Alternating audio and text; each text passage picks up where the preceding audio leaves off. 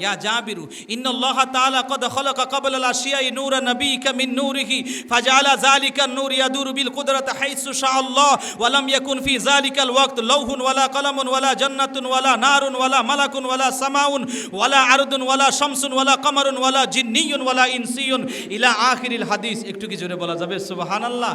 আমার নবীজি বললেন, হে জাবের শোনো, আমার আল্লাহ সর্বপ্রথম কোন জিনিসটা সৃষ্টি করলো জানতে চেয়েছো?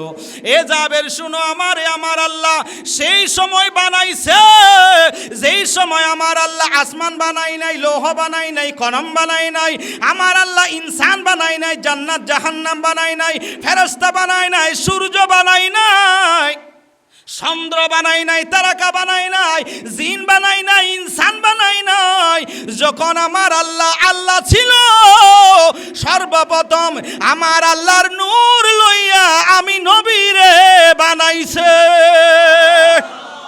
আমি নবী হলাম সর্বপ্রথম সৃষ্টি, আমার আল্লাহ জাতি নূর দিয়া বানাইছে। আমি নবীর নূর দিয়া গোটা দুনিয়াটারে আমার আল্লাহ বানাইছে। আমার আল্লাহ ওই সময় বানাইছে যেই সময় আদম নবীরে বানাই নাই, যেই সময় আদম নবীরে বানাই নাই। কুনতু নবিয়্যা ওয়া আদামু বাইনার রূহি ওয়াল জাসাদ, যেই সময় বাবা আদমের রূহ হয় নাই, বডি হয় নাই, সেই সময় আমার আল্লাহ আমি নবীরে নবী বানাইছে। ওই সময় আমি নবীরে আমার আল্লাহ সৃষ্টি করেছে। সুবহানাল্লাহ বলেন। 570 খ্রিস্টাব্দে 12 রবিউল আউয়ালে আমার নবীজির আগমন হয়েছে। এই জন্যই আল্লাহ বলেছেন, কদ যা মানি এসেছে, কদ জাকুম মিনাল্লাহি নূর। আল্লাহ বলেন তোমাদের কাছে এসেছে।